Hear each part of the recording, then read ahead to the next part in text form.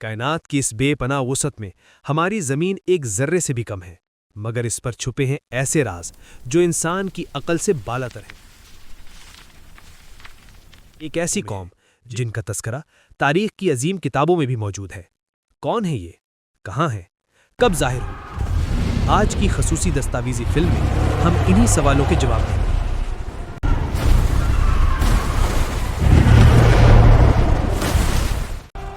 یہ سجی داستان ہے بادشاہ ذوالقرنین۔ اس کے والد کی سلطنت پر ایک عجیب ظالم مخلوق نے اچانک حملہ کر دیا۔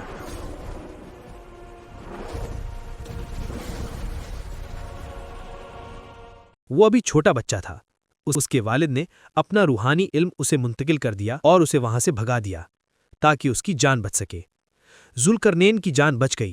ذوالقرنین اس ڈراؤنے حقیقت پر مبنی خواب کو دیکھ کر نیند سے بیدار ہو گیا۔ اس نے فوراً دربار سجا لیا اور اپنے عظیم لشکر اور سامان کے ساتھ اس عجیب ظالم مخلوق یاجوج ماجوج کی تلاش میں دنیا کے سفر پر نکل کھڑا ہوا تاکہ اپنے والد کے قتل کا بدلہ لے سکے اور دنیا کو یاجوج ماجوج کی ظالم قوم سے بھی نجات مل جائے۔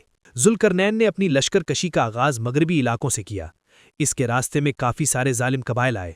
سلطنت کے ظالم بادشاہ اپنے طاقتور لشکروں کے ساتھ اس کا راستہ روکنے اور اس کی فوج کو ختم کرنے چاہے، لیکن کوئی بھی لشکر اس کی طاقتور فوج کے سامنے نہ ٹک سکا۔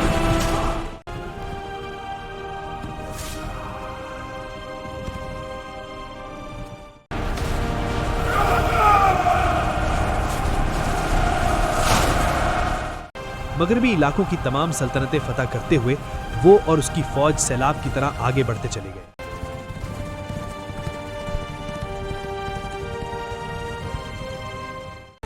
یہاں تک کہ وہ بحیرہ روم کے ساحل تک جا پہنچا۔ ساحل پر سورج غروب ہوتا دیکھا، دل میں سوچا کہ دنیا کے آخری حصے تک پہنچ گئے ہیں اور آگے سمندر ہے۔ سمندر کنارے اسے کچھ افراد ملے۔ مغربی علاقہ مکمل طور پر فتح کرنے کی خوشی میں بادشاہ ذوالقرنین نے ان افراد کو معاف کر دیا اور اپنے عظیم اور طاقتور لشکر کے ساتھ اپنی اور مہم کی طرف روانہ ہوا۔ اب ذوالقرنین نے مشرقی علاقوں کی جانب پیش قدمی کا منصوبہ بنایا۔ اس کے لشکر میں ہزاروں سپاہی، گھڑ سوار، اونٹ اور ہر قسم کا اسلحہ اور ساز و سامان میسر تھا۔ اس سفر کے دوران ہزاروں کلومیٹر پر پھیلا ہوا صحرا ان کے راستے میں آیا اور اس نے اپنے لشکر کے ساتھ اس ویران صحرا کو عبور کرنا تھا۔ لیکن ایک اور مشکل اس کے سامنے کھڑی تھی اور وہ تھی مشرق کی تمام سلطنتوں کا متحدہ لشکر۔ لیکن وہ نہیں جانتے تھے کہ ان کا سامنا دنیا کی سب سے طاقتور فوج کے ساتھ ہے۔ دونوں لشکروں نے صحرا میں پیش قدمی شروع کی۔ ذوالقرنین اپنے لشکر کو لے کر آگے بڑھا۔ اس کے ہاتھی اور گھڑ سوار فوج بہادری سے لڑ رہی ہے۔ مخالف فوج کے بادشاہ نے بھی سونے کا تاج پہن رکھا ہے اور حملہ آور ہوتے ہوئے اپنی فوج کا حوصلہ بڑھا رہا ہے۔ ذوالقرنین نے اپنے ہاتھی سوار سپاہیوں کو آگے بڑھایا۔ شدید لڑائی جاری تھی۔ دونوں لشکروں کو اپنی اپنی فتح کا یقین تھا۔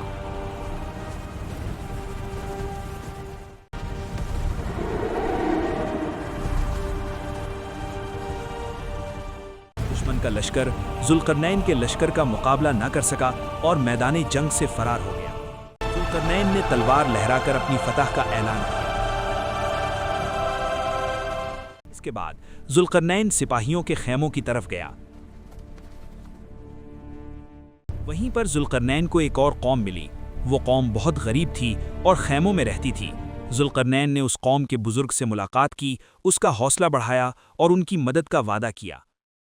بادشاہ ان کے کچے گھروں میں گیا، ان میں تحائف، کمبل اور ضروری سامان تقسیم کیا۔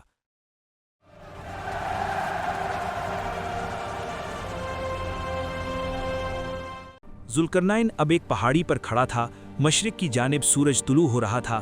اس نے محسوس کیا کہ وہ مشرقی سمت بھی زمین کی آخری حد تک پہنچ چکا ہے، لیکن یاجوج ماجوج کا ابھی تک کوئی پتہ نہیں۔ ذوالقرنین نے یاجوج ماجوج کی تلاش میں پہلے پورا مشرق فتح کر لیا اور اس کے بعد مغرب بھی، لیکن اس کے دشمن کا کوئی نشان نہیں ملا۔ اس کے لشکر کے حوصلے بلند تھے، وہ اپنے بادشاہ کا بدلہ لینے کے پوری طرح تیار تھے۔ اب وہ اپنے لشکر کے ساتھ ایک اور سمت کی طرف روانہ ہوتا ہے اور یہ مہم تھی شمالی مہم۔ یاجوج ماجوج جو پہاڑوں کے اس پار رہتے تھے جہاں سے ایک تنگ راستہ انسانی آبادیوں کی طرف آتا تھا۔ جب یاجوج ماجوج ان پہاڑی راستوں سے نیچے اترتے تو یوں محسوس ہوتا جیسے پہاڑوں سے سیلاب بہہ کر میدانوں کی طرف آ رہا ہو۔ یاجوج ماجوج حملہ کرنے نکلتے تو وہ انہی دروں سے گزر کر انسانی آبادیوں تک پہنچتے تھے۔ وہ ہزاروں اور لاکھوں کی تعداد میں اچانک حملہ آور ہوتے۔ ان کے حملے کسی باقاعدہ اعلان یا جنگی منصوبے کے تحت نہیں ہوتے تھے، بلکہ اچانک یلغار کی صورت میں ہوتے تھے۔ جب وہ کسی علاقے پر حملہ کرتے تو ایسا ہر طرف شور، چیخ و پکار اور تباہی کا منظر تھا۔ اونٹوں اور مویشیوں کو مارنا ان کا پسندیدہ مشغلہ تھا۔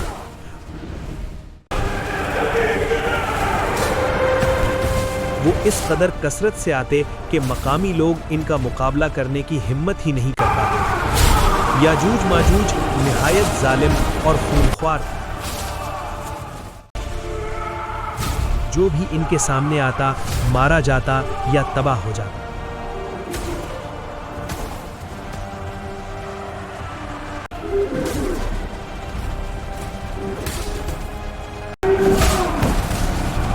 وہ آبادیوں پر حملہ کرتے، ان کے بنے بنائے مکانات جلا دیتے۔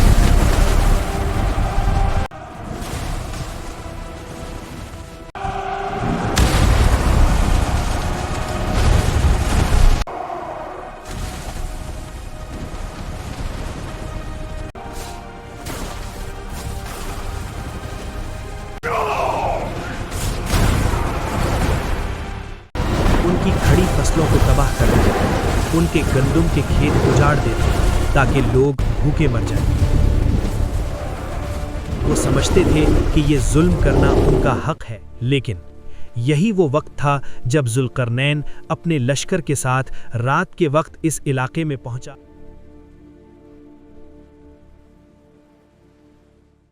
اور جب یاجوج ماجوج کو پتہ چلا کہ کوئی بادشاہ اپنے لشکر کے ساتھ خیمہ زن ہے تو وہ حملہ کرنے اور دہشت پھیلانے کے لیے ایک بار پھر پہاڑی دروں سے ہجوم کی طرح شور مچاتے ہوئے نکلے۔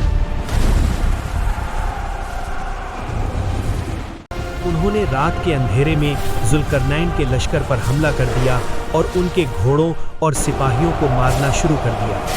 وہ چاروں طرف سے حملہ آور تھے۔ ذوالقرنین کے لشکر کے ہاتھیوں، سپاہیوں اور گھوڑوں پر یلغار کر دی۔ یاجوج ماجوج کے لشکر پر لشکر حملہ آور ہونے کے لیے میدان جنگ میں آ رہے تھے، لیکن پھر ذوالقرنین اپنے سپاہیوں کے ساتھ میدان جنگ میں اترتا ہے اور اپنی جنگی قابلیت کے جوہر دکھانا شروع کر دیتا ہے۔ اس کی تلوار کے مسلسل وار یاجوج ماجوج کے لشکر پر لشکر تباہ کر رہے ہیں۔ یاجوج ماجوج کے لشکر کو سمجھ نہیں آ رہی کہ کیا حکمت عملی تیار کریں۔ ذوالقرنین ان پر قہر کی طرح ٹوٹ پڑا تھا۔ ذوالقرنین کے مسلسل حملوں سے یاجوج ماجوج گھبرا کر میدان جنگ سے بھاگ کھڑے ہوئے۔ ذوالقرنین نے تلوار لہرا کر اپنی فتح کا اعلان کیا، لیکن دن ہوتے ہی ذوالقرنین نے لشکر کو تیار کیا اور پہاڑی درے کی طرف روانہ ہو گیا۔ اس نے پہاڑ پر کھڑے ہو کر اپنے عظیم لشکر کو مارچ کرتے دیکھا۔ دوسری طرف یاجوج ماجوج بھی جنگ کے لیے تیار تھے۔ ان کے لشکر اپنے طریقے کے مطابق پہاڑی درے سے نکلے۔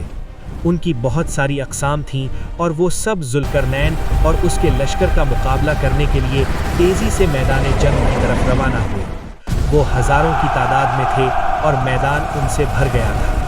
یاجوج ماجوج کا لشکر حملے کے لیے تیار ہوا، لیکن ذوالقرنین اپنے لشکر کے ساتھ پوری طرح تیار تھا۔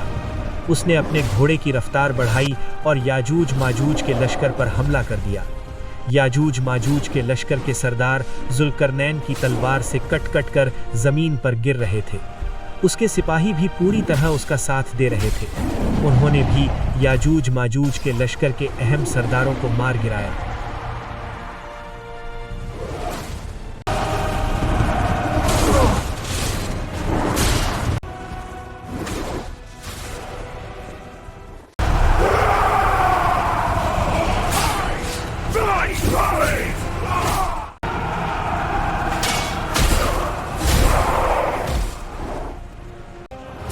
लड़ाई अपने जोबन पर थी। याजूज माजूज का जो भी सिपाही या सरदार जुल्करनैन के सामने आता, वो वहीं जुल्करनैन की तलवार के वार से ढेर हो जाता।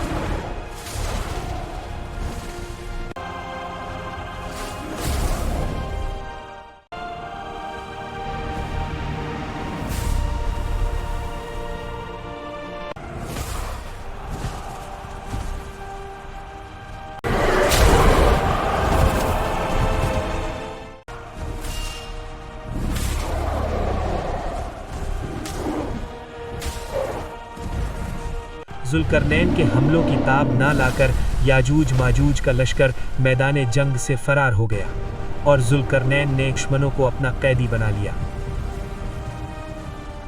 लेकिन याद रखें, याजूज माजूज अभी भी जिंदा हैं। क्या जुल्करनैन उन्हें खत्म कर सकेंगे या नहीं, और हजरत ईसा अलैहिस्सलाम की मदद कब और कैसे आएगी, ये सब जानने के लिए फौरन हमारे चैनल को सब्सक्राइब करें, नोटिफिकेशन ऑन करें और हकीकी राज दरियाफ्त करें। अगली किस्त में आपको हकीकत के पर्दे खुलते नजर आएंगे। जुड़े रहिए हमारे साथ।